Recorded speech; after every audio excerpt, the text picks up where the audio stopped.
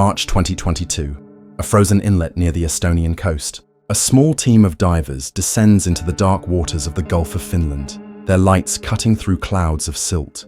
At 70 meters, they find what looks like a rusted Soviet transport, its hull split, its insignia long erased. But inside a collapsed storage bay, they uncover something sealed in titanium, a courier capsule, perfectly preserved. The markings are Soviet, but the documents inside German, stamped with the words Operation Harrow.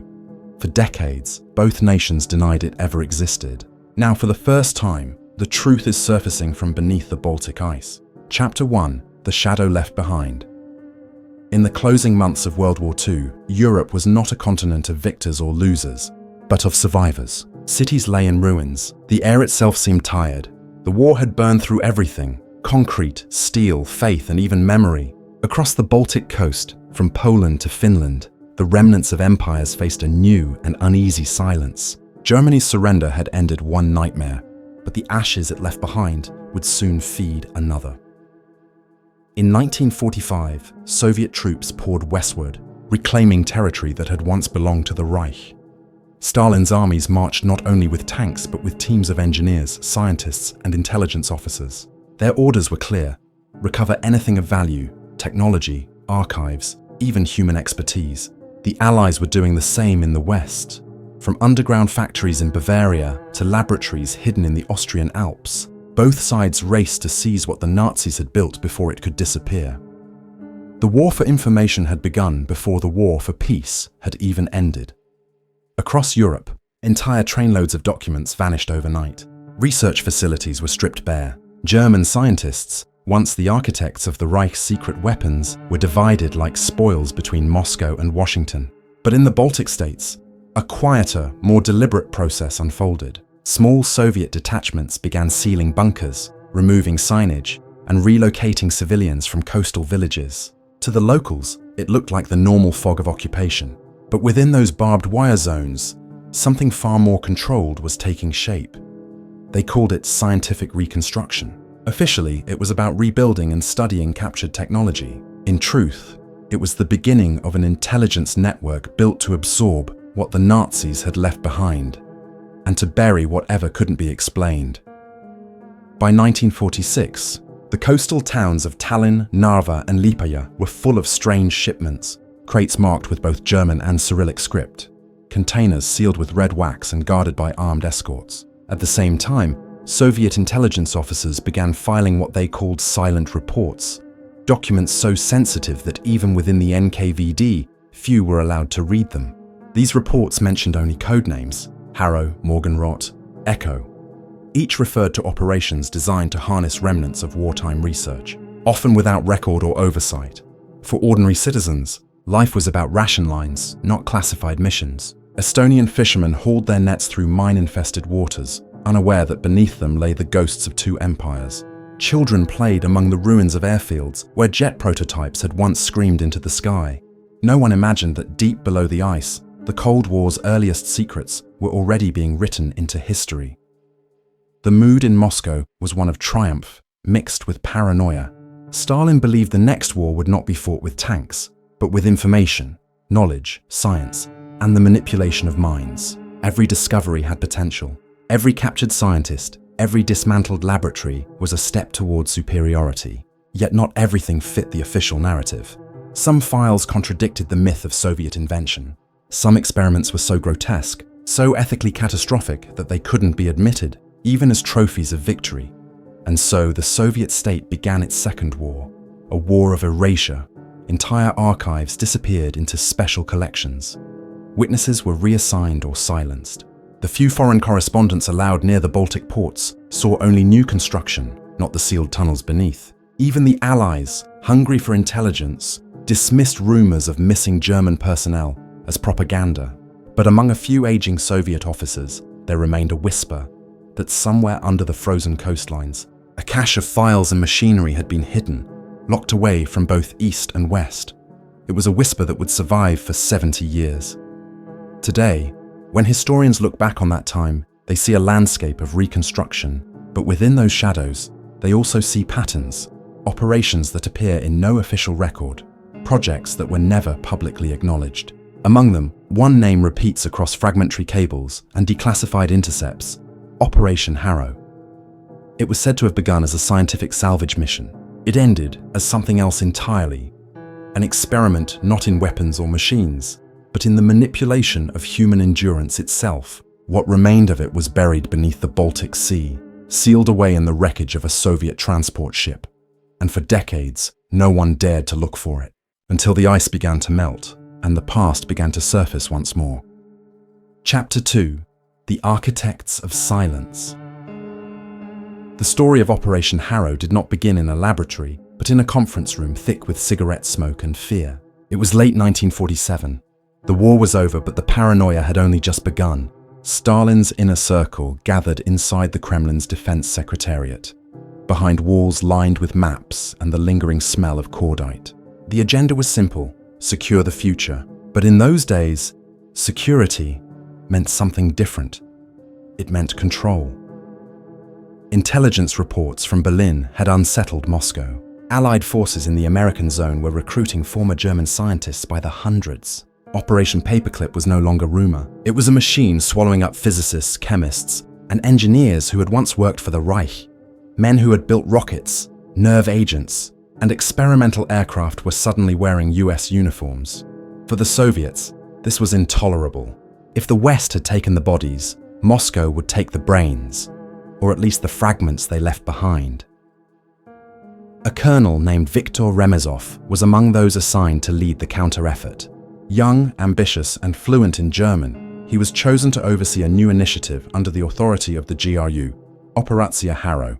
The term harrow was borrowed from a British agricultural tool, a grim inside joke among officers who claimed the operation would plough the remnants of the Reich for useful seed. In truth, it would become one of the darkest undertakings of the early Soviet era.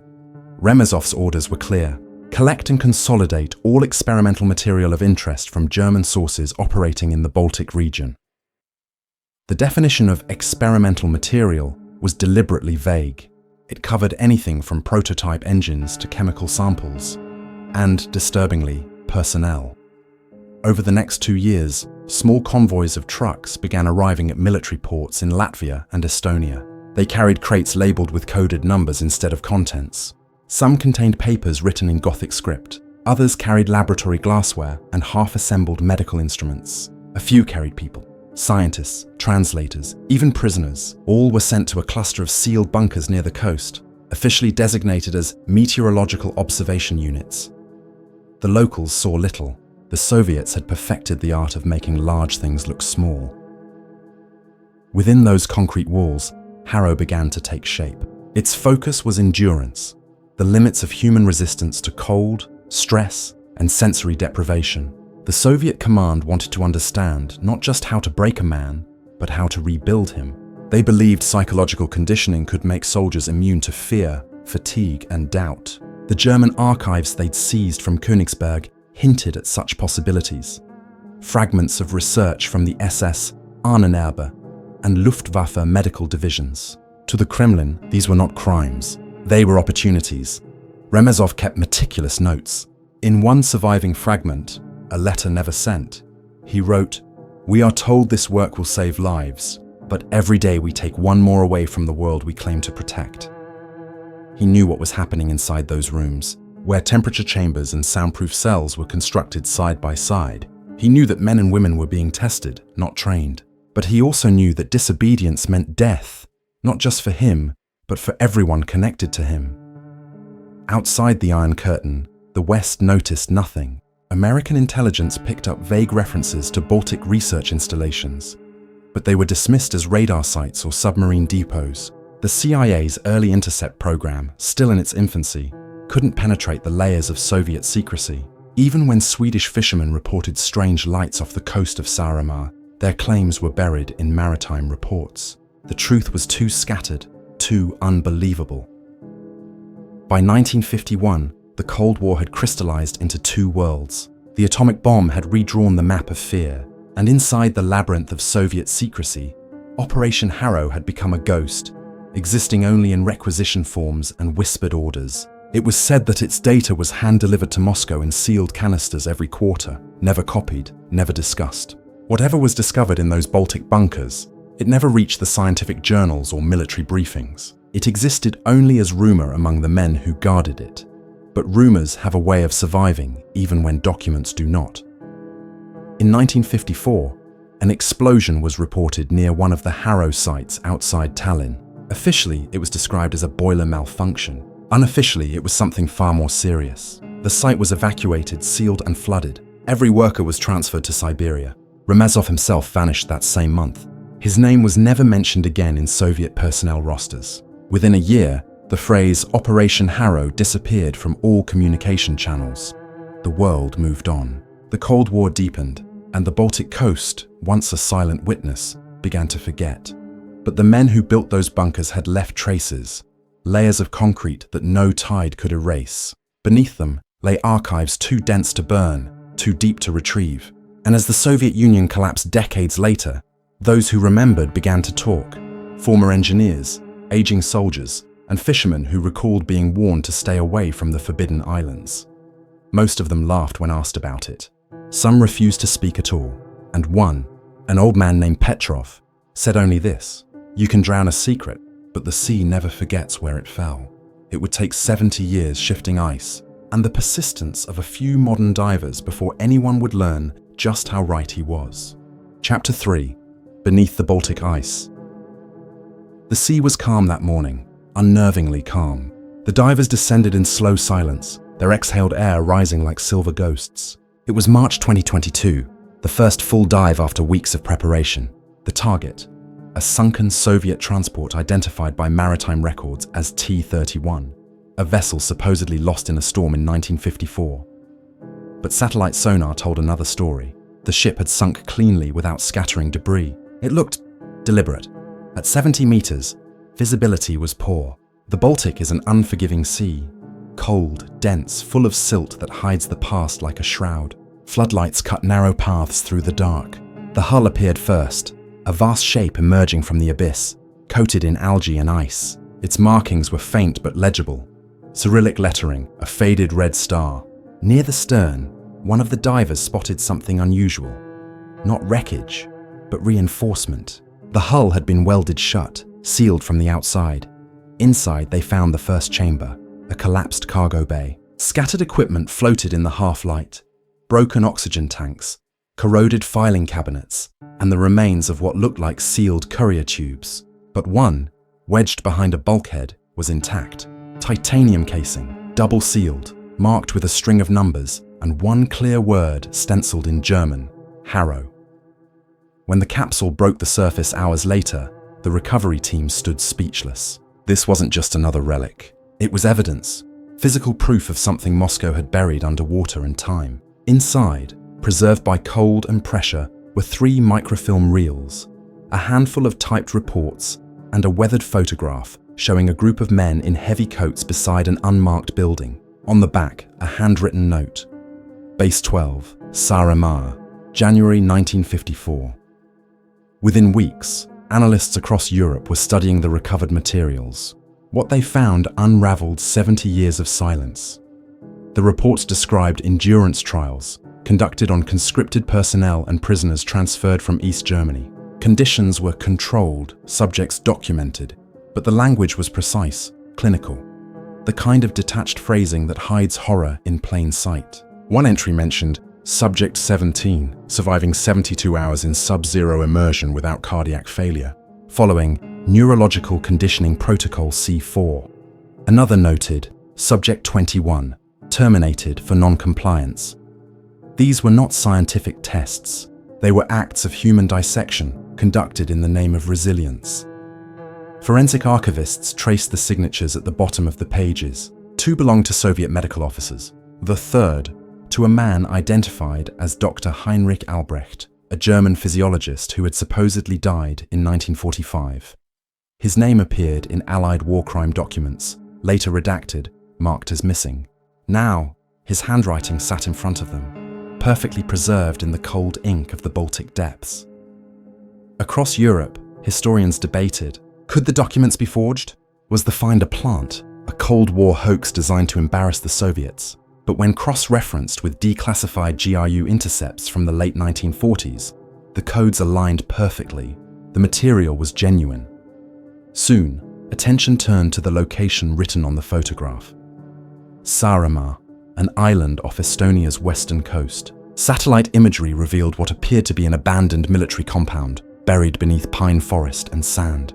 The Estonian government authorized a joint excavation team, part archaeological, part forensic. When they arrived, they found the remains of a bunker complex hidden beneath layers of concrete and soil. The entrances were sealed with blast doors.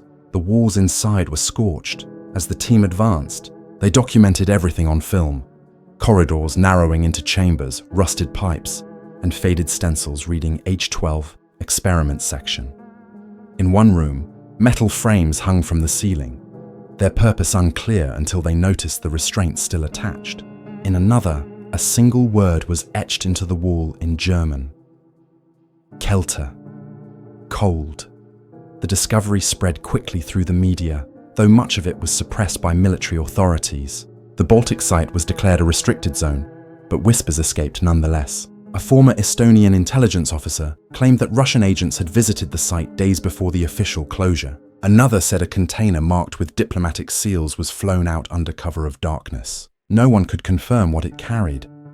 Meanwhile, the divers who had recovered the original capsule found themselves under quiet surveillance. One of them, a man named Erik Saar, reported that his apartment had been searched. Another received an anonymous email containing only a single line of text: "Do not disturb the sea again." The truth, it seemed, was still considered dangerous. Weeks later, digital technicians enhanced one of the microfilm reels. It contained footage, grainy, silent, black and white. The frame showed men in lab coats moving around what looked like a tank of freezing water. Inside, a figure shivered violently while electrodes tracked every movement. No sound, no dialogue, only motion and the cold efficiency of men watching another human being fade away. That reel, experts confirmed, had been filmed in 1953. It was the last known documentation of Operation Harrow before its abrupt termination the following year. When the footage was finally shown in a private session at the European Historical Institute, the room fell silent. One historian, visibly shaken, summed up the feeling in a single sentence: "We always knew the Cold War began in fear, but we never realized how much of that fear was inherited." The discovery beneath the Baltic had not just revealed a hidden chapter of Soviet history, it had exposed the continuity of cruelty. How science, stripped of conscience, can survive regime after regime, flag after flag. And as investigators pushed deeper into the files, one haunting detail emerged. Every report bore a secondary marking, not Soviet, not German, but stamped in English ink. A seal reading, "Received Allied Technical Mission, 1955. Somewhere, long after Harrow had been sealed, someone else had already found it once before and chose to bury it again. Chapter 4: The Aftermath of Shadows. When the story broke in early 2023, it didn't hit the world like an explosion. It spread like fog, quietly, reluctantly, the kind of truth people didn't want to look at too closely. European media called it the Baltic Vault discovery. Governments issued careful statements, acknowledging historical artifacts of potential significance. Moscow called it fabrication. Washington unusually said nothing, but behind the silence, doors began to open. In archives, in embassies, and in memories long suppressed, the divers became reluctant figures of history. Their faces appeared on screens for a week, maybe two, then faded behind closed interviews and non-disclosure agreements. One of them, Erik Saar, gave a final public statement before vanishing from the press. "We thought we found a shipwreck. We didn't. We found a confession." Written in metal, his words echoed across social media for days before his accounts were quietly deleted. Forensic teams continued to excavate the Saaremaa site under strict supervision. What they uncovered was not a single facility, but an entire subterranean complex. Over 20 rooms connected by tunnels and generator corridors. The deeper they dug, the more they found signs of organized evacuation. Burned paper, dismantled instruments, shelves labeled Section H3. Someone had tried to destroy everything, but not fast enough. In one corner room, researchers found a steel drawer welded shut. When it was finally opened, the air that escaped smelled of rust and formalin. Inside were 3 glass cylinders, each containing murky fluid and fragments of organic matter. Human. DNA analysis would later confirm the remains belonged to at least 2 distinct individuals, both of them women, neither recorded in any known archive. Outside the bunker, the island itself seemed haunted by the discovery. Locals began recalling rumors that had circulated during Soviet rule, stories of silent nights when trucks crossed the forest roads without headlights, or when dogs were shot for barking near the base. A fisherman from the village of Lacey told reporters that, as a boy, he'd seen soldiers dumping barrels into the sea. They said it was fuel, he remembered, but the smell wasn't fuel. It was like hospitals. For historians, the find was a revelation. For survivors of the era, it was vindication and pain. In Poland and Latvia, families of missing wartime prisoners came forward with old letters and Red Cross forms. One name appeared in both sets of documents: a nurse named Anya Keller, taken by Soviet authorities in 1947 for medical reassignment. Her name later appeared in one of the Harrow files. Next to it, a single note in Cyrillic: final test subject, stable. As governments scrambled to manage the fallout, international institutions stepped in. The European Union funded a full forensic reconstruction of the Harrow materials. The United Nations established a commission to determine whether the research constituted a war crime under international law, but classification in politics clouded the investigation.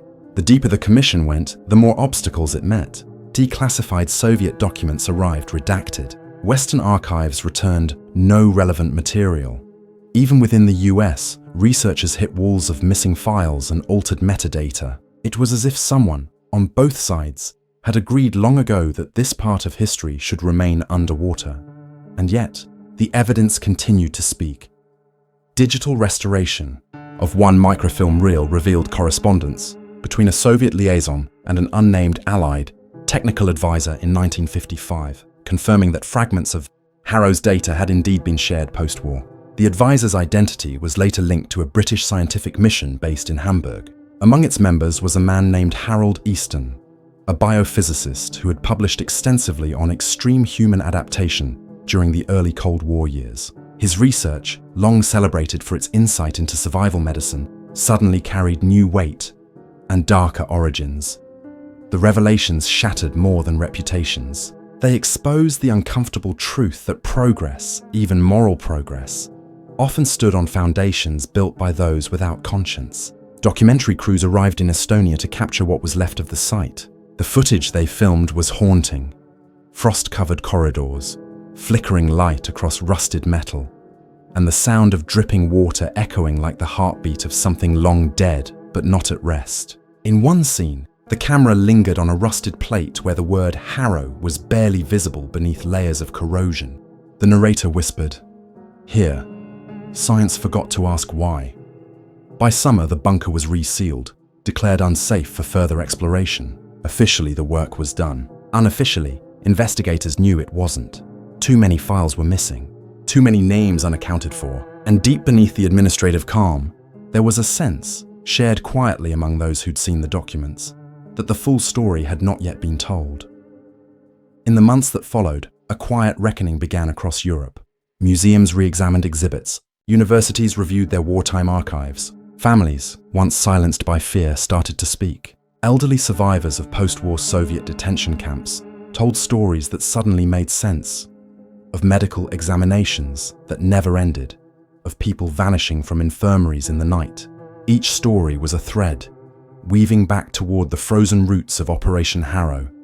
And through it all, the divers who had first found the capsule remained out of sight. One of them sent a letter, unsigned, to a journalist in Helsinki. It read, "We didn't just raise metal, we raised memory, and memory is heavier than the sea."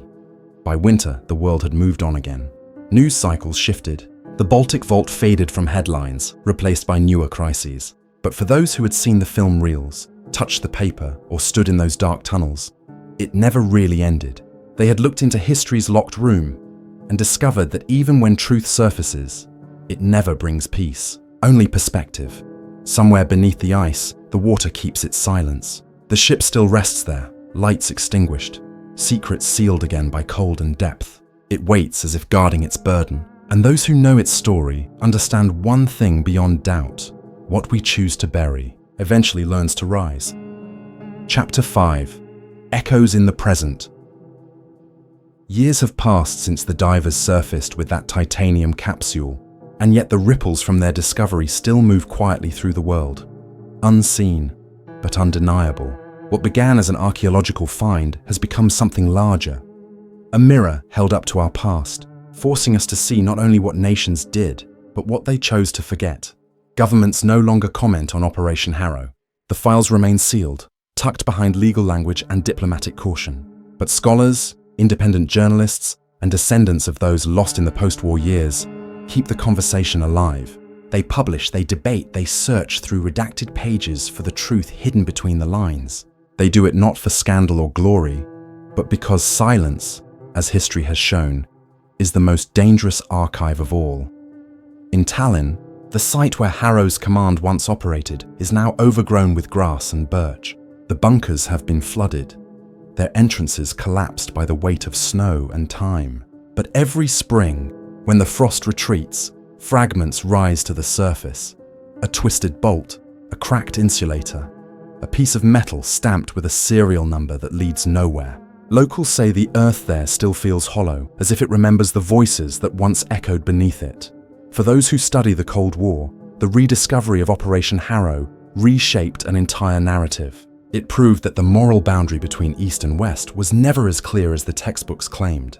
Both sides, desperate to survive in the atomic age, had drawn from the same poisoned well, the unfinished science of a war that refused to die. Documents now suggest that portions of Harrow's data informed later Soviet research on human endurance and psychological resistance. Ironically, similar research appeared in the West during the same decade, under programs with names like MK and Artichoke. The lines blur, the ethics dissolve, and history whispers the same uneasy question. Did victory ever mean innocence?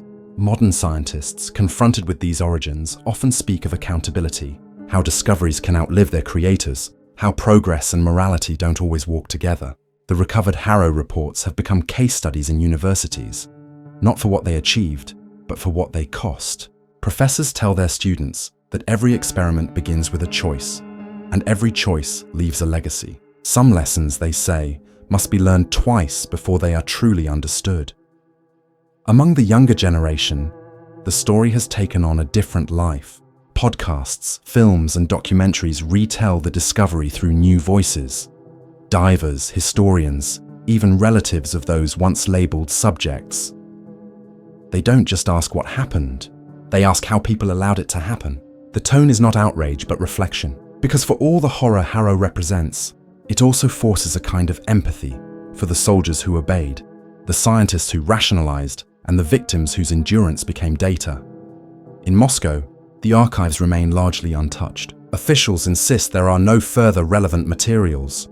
Yet, on rare occasions, new fragments emerge. A receipt, a personnel list, a half-burned memo written in 1954 that reads only, "Transfer complete, base sealed." Each find pulls another thread from the tapestry of denial.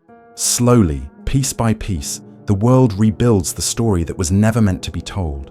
And then there's the human side, the descendants. In Poland, an elderly woman named Lena Keller recently visited a memorial erected on Saaremaa Island.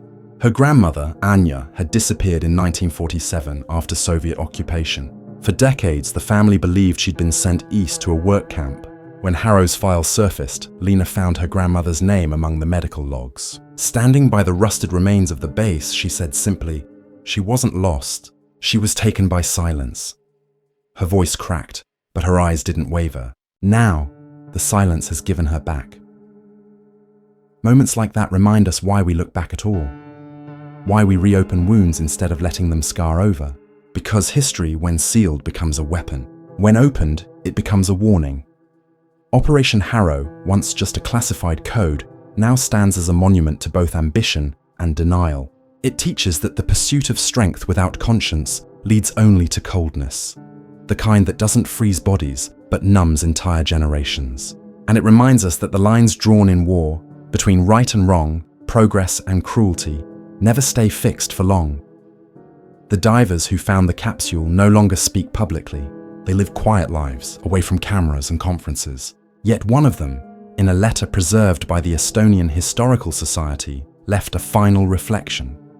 We went looking for history. What we found was ourselves, the part that still believes we can control what we create.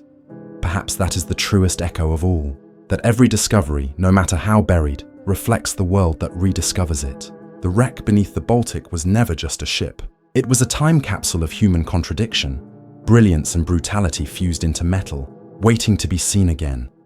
And as long as the sea holds its secrets, as long as nations guard their ghosts, there will be more wrecks, more revelations, more truths rising from the dark. Because the past never stays buried.